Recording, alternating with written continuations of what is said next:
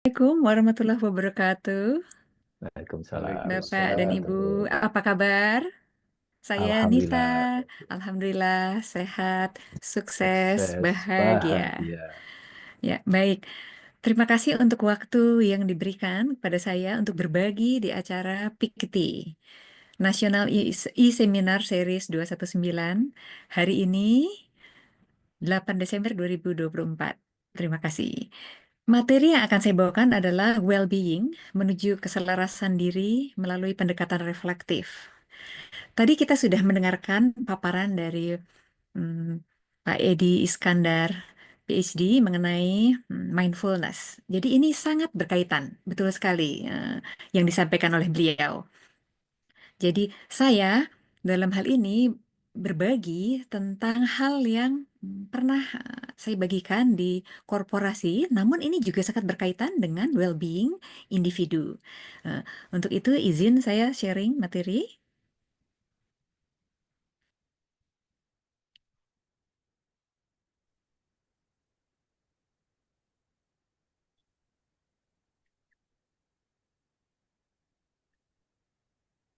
Ya, apakah sudah terlihat?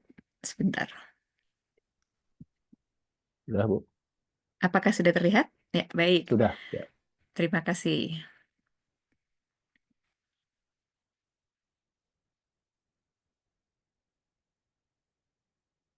Baik. Tentang well-being. Well-being yang akan saya share di sini adalah tentang mencakup mental, menentukan respon pilihan, sikap terhadap stimulus berupa peluang, ada di sini tantangan, gangguan, hambatan, tantangan, maupun kemalangan yang tak terhindarkan. Ini ada dalam ranah well-being mental. Jadi empat dari yang akan saya sampaikan. Kemudian ada tadi disampaikan mengenai fisik. Physical adalah situasi kesehatan, kebugaran, ada unsur diet, kemudian nutrisi yang kita asup, dan kualitas tidur untuk menjalani aktivitas dengan menggunakan energi. Kemudian tentang emosional, tadi telah dibahas beberapa aspek emosional yang cukup mendalam oleh Pak Edi. Emosional dalam konteks ini adalah kita memiliki cara untuk merasa positif dan percaya diri, serta tetap realistis dan terencana, serta selalu terhubung dan mendapatkan dukungan dari orang lain atau sosial. Dan juga purposeful, tentang mengidentifikasi apa yang benar-benar penting dan bermakna bagi diri sendiri dan menghubungkannya dengan segala hal yang kita lakukan. Demikian.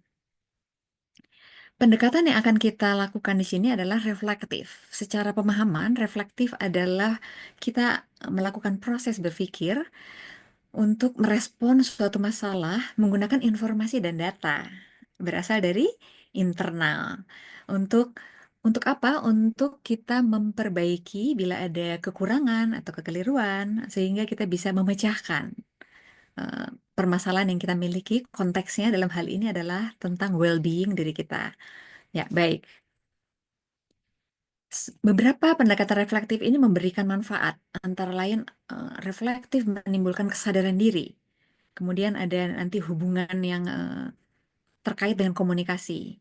Oleh karena itu nanti akan ada beberapa pertanyaan yang saya mengajak Bapak dan Ibu untuk menjawab beberapa pertanyaan ini. Kemudian di sini akan ada tujuannya nanti. Setelah kita mendapatkan sesuatu dari konteks materi ini, akan ada hal yang bisa kita lakukan. Lalu tentunya akan ada keterlibatan di antara kita. Ya, baik.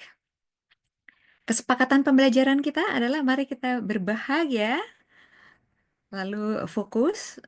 Saya ada beberapa pertanyaan, nanti silakan dijawab. Oleh karena itu, boleh kalau bisa menyediakan alat tulis atau ini karena tidak terlalu kompleks, bisa dijawab spontan saja di layar yang akan saya sampaikan nanti. Kemudian open-minded karena ada beberapa hal yang barangkali baru bagi Bapak dan Ibu. Silakan nanti kita eh, bahas bersama. Lalu hari ini adalah investasi pengetahuan, pengalaman berbagi yang Saya meyakini akan ada sesuatu yang kita dapatkan, bahkan melebihi daripada finansial atau uang setelah kita berinteraksi. Mari kita berinteraksi dan kalau kalau dirasakan ada sesuatu yang cukup sensitif, kalau bisa tidak disalahgunakan atau disalahartikan. Karena kita di sini untuk berbagi, berbagi demi kebaikan dalam konteks well-being diri kita.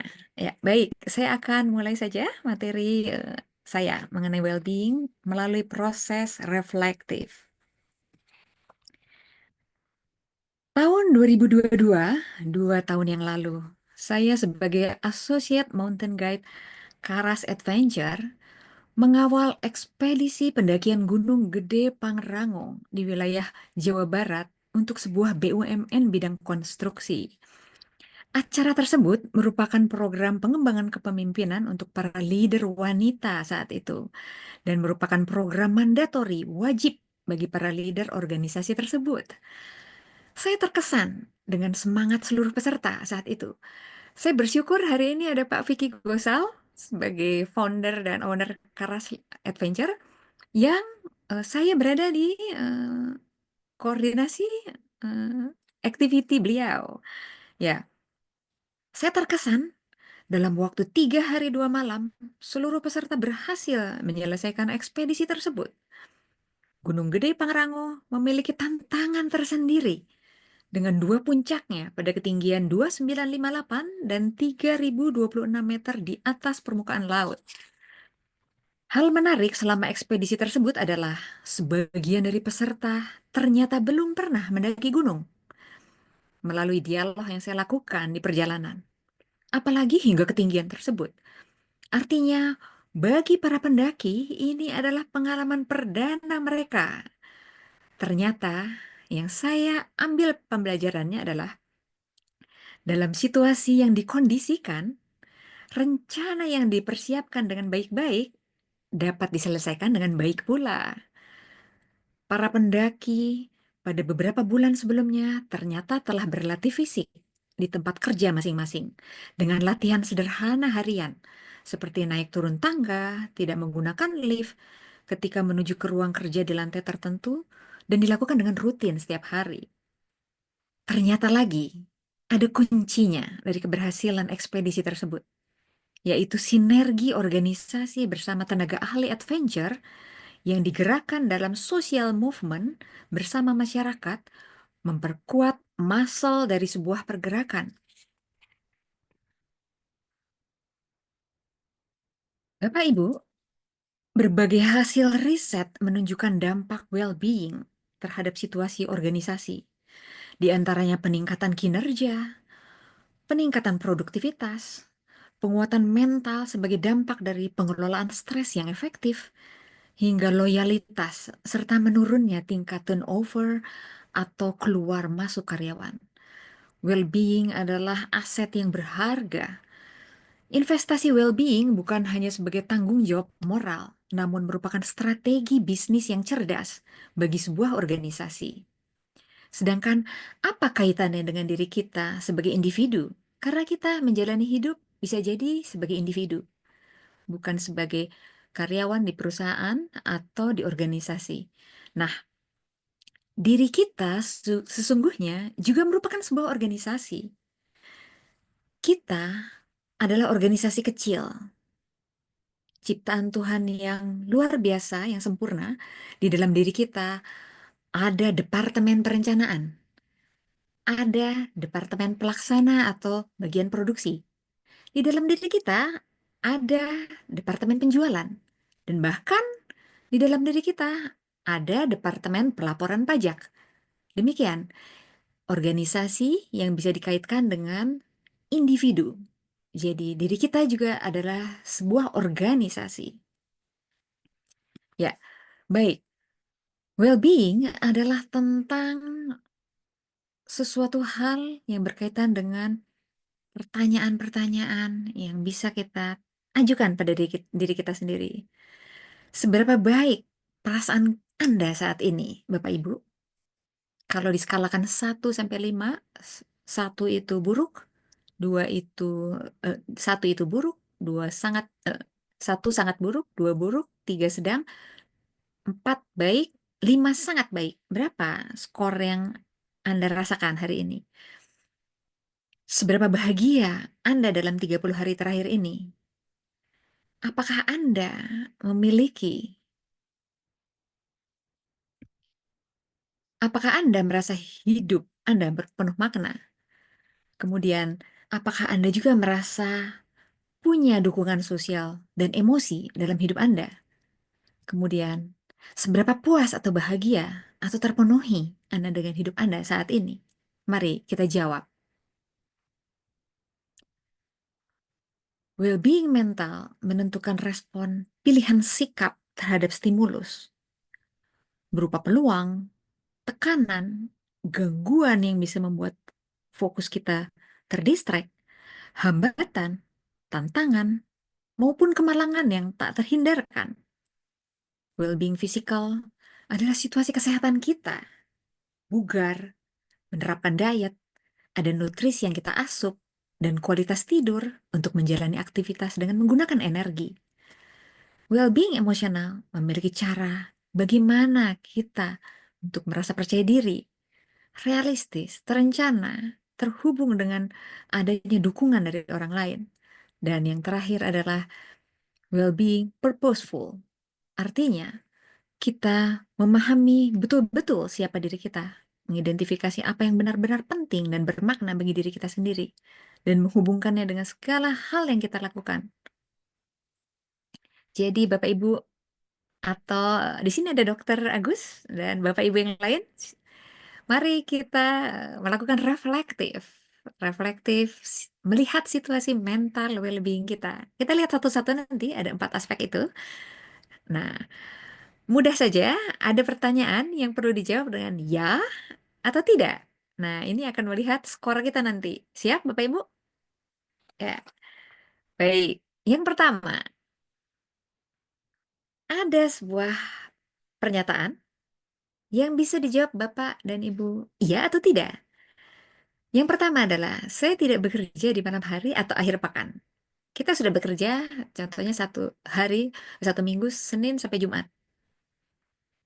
Apakah kita tidak bekerja di malam hari untuk melanjutkan pekerjaan kita yang belum selesai di siang dan sore harinya?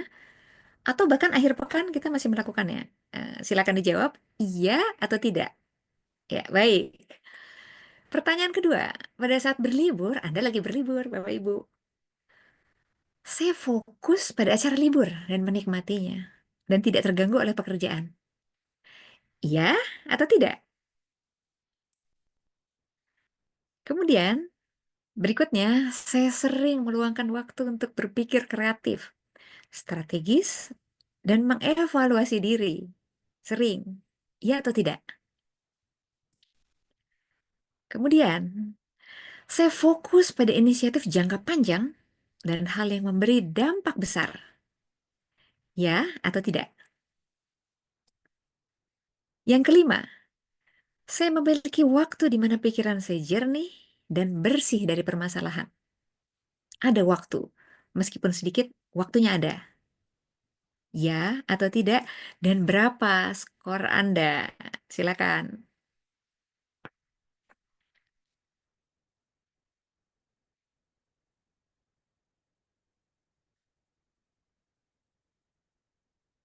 Ya, boleh dong Dok Agus berbagi. Atau ada siapa lagi? Pak Vicky? Atau siapa lagi yang aktif di sini? Pak Edi Sugistiono? Bu Silvi? Kalau misalnya Anda ini eh, mau berinteraksi di sini, silakan. Bagaimana? Dokter Agus atau Pak Vicky Gosal atau Pak Edi atau Ibu Silvi? Berapa skor Anda, Pak? Ibu? Ini menarik. Ini akan kita bisa buat semacam checklist atau audit untuk diri kita sendiri. Ya. Kalau tidak, saya lanjutkan saja. Ya, baik. Nah, mental well-being adalah keselarasan mental yang baik bisa membantu kita tetap fokus pada hal-hal yang penting, sehingga kita berhasil meraih tujuan dan mendapatkan lebih banyak hal dari hidup. Seseorang yang dalam kondisi fokus tertinggi membuat pikiran jernih dan dapat menghasilkan karya yang cemerlang. Sebaliknya, ketika pikiran kita mengembara, artinya terpecah fokus kita, maka sebenarnya kita ada dalam gangguan. Bisa membuat perubahan emosi dan hal lain pada hidup kita. Akhirnya bisa mempengaruhi keselarasan mental kita. Ini bahkan bisa merambat lagi ke bila pekerjaan tidak selesai, maka akan teralih lagi ke hal-hal yang mengganggu. Kita merasa eh, itu hal yang penting dan urgent. Namun itu bisa mengganggu fokus kita.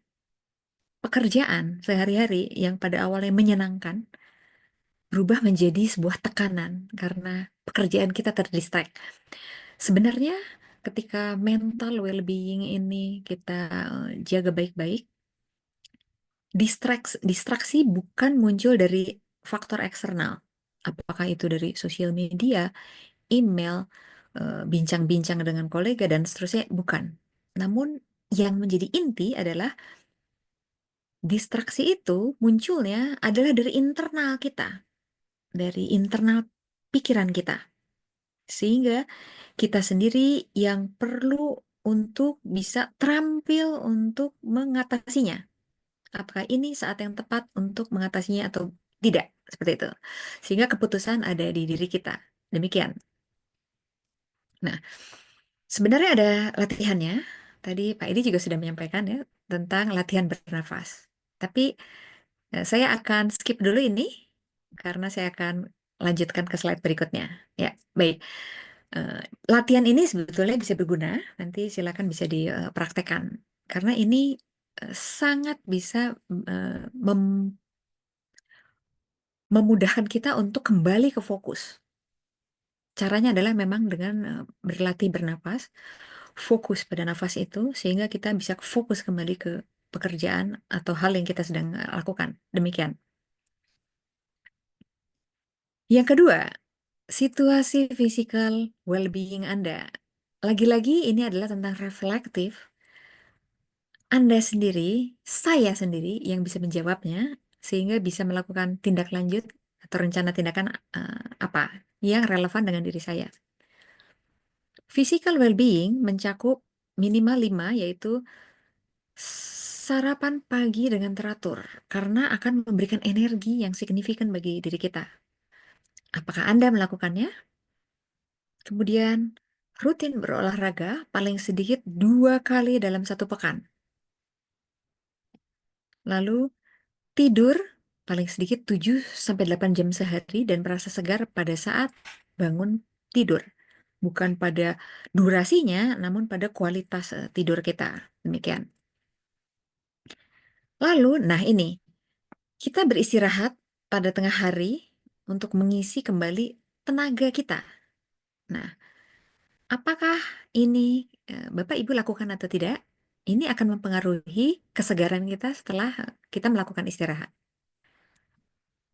Berikutnya adalah makan asupan yang bervariasi dengan nutrisi yang seimbang. Di sana ada karbo, protein, serat. Walaupun kita makan sayur dan buah, kita memilih variasinya lengkap dengan berbagai macam warna. Demikian. Ya atau tidak, silakan nanti Bapak Ibu cek skor Anda berapa. Karena ini akan mempengaruhi sebetulnya physical well-being kita ini akan seperti apa kualitasnya. Demikian. Nah, ada beberapa faktor yang menyebabkan dampak dari keselarasan fisik kita, antara lain olahraga. Itu tadi beberapa faktor itu, termasuk istirahat atau tidur pun adalah faktor yang penting. Nah, ada istilahnya roller coaster energi, sehingga 1 hari 24 jam kita mengalami naik turunnya energi kita. Nah, ini kita perlu pahami karena setiap individu punya pola yang berbeda-beda. Saya punya pola yang berbeda. Dokter Agus punya berbeda juga. Bapak dan Ibu punya pola yang berbeda-beda. Mari kita kenali baik-baik. Ada siklus energi, ada siklus waktu.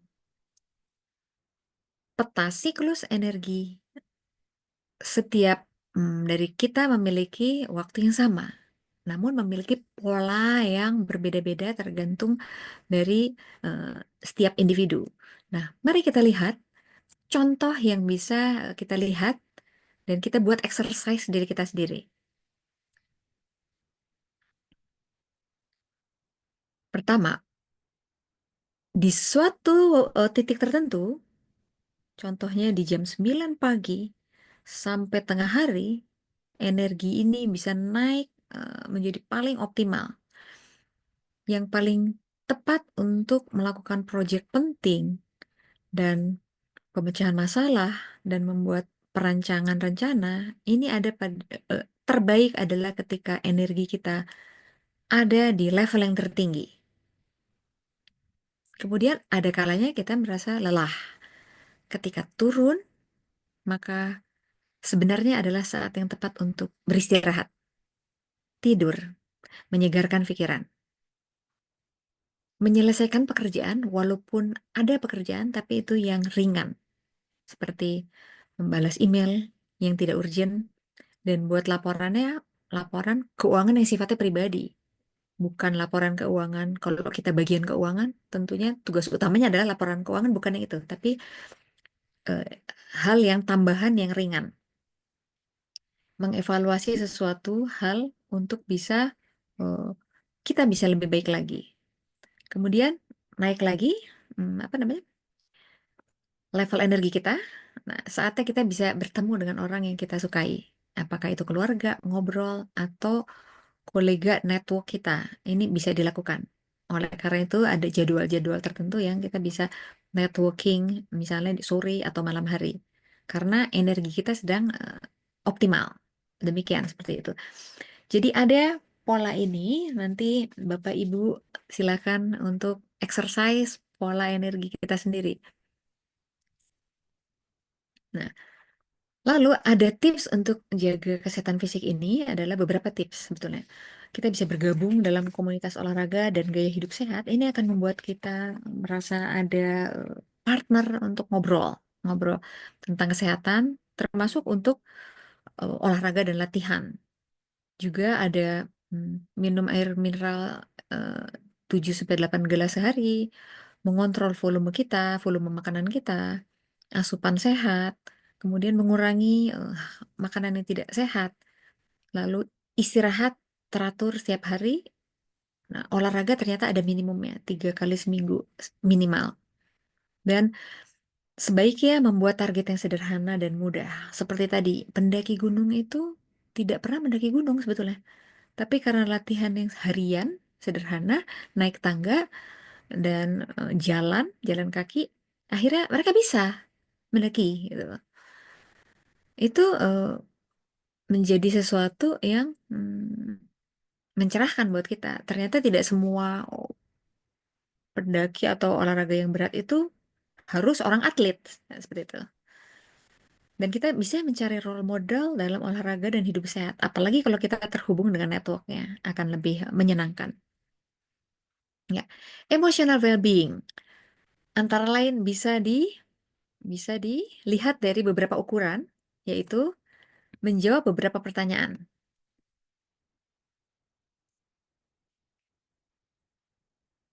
Apakah Anda, Bapak Ibu, menyadari akan ada emosi yang membebani pada saat bekerja dalam tuntutan tinggi atau dalam sebuah tekanan?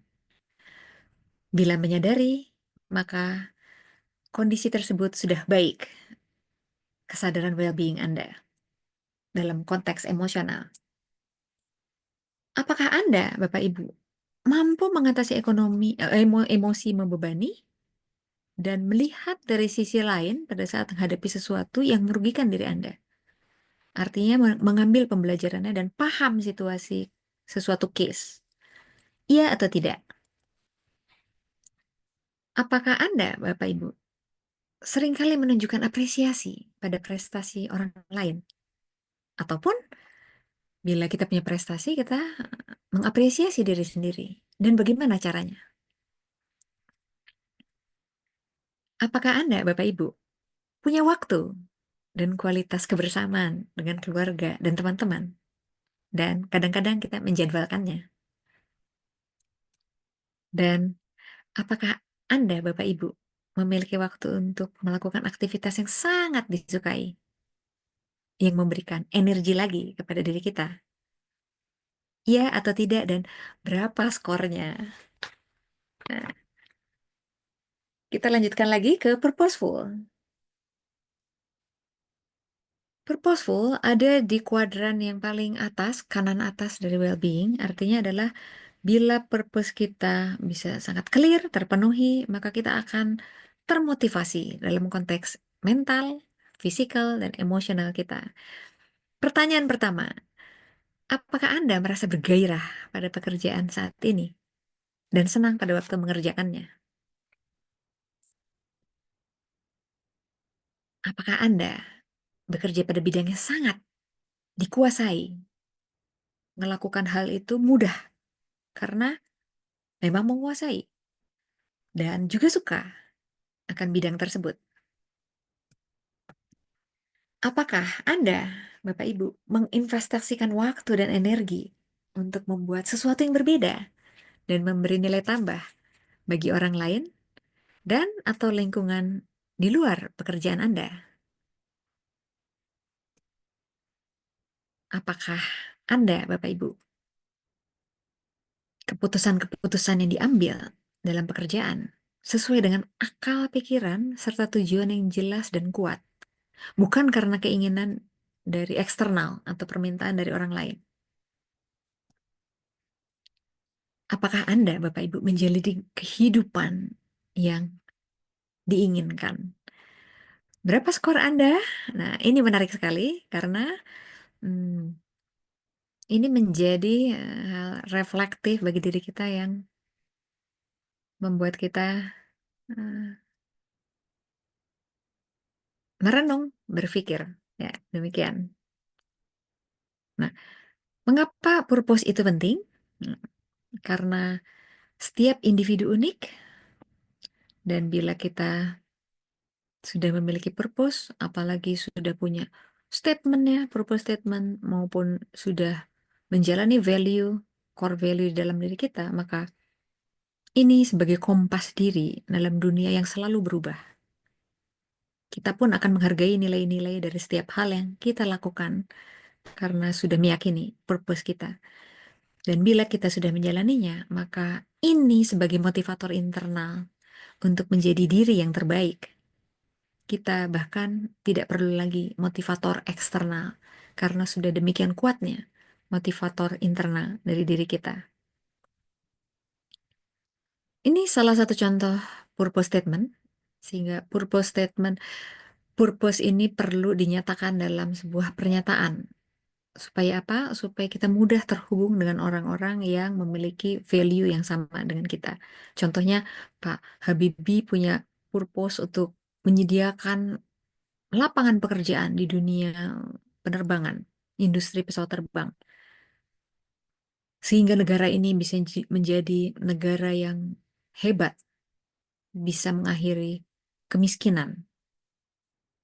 Ada juga Chad Ming-tan, adalah Google Engineer, inisiator dari program Google Mindfulness bernama Search Inside Yourself yang telah diakses di seluruh dunia. Ingin menghidupkan kedamaian di dunia ini dengan cara-caranya. Program-program di Search Inside Yourself yang berisi tentang mindfulness telah menghubungkan jutaan orang di seluruh dunia.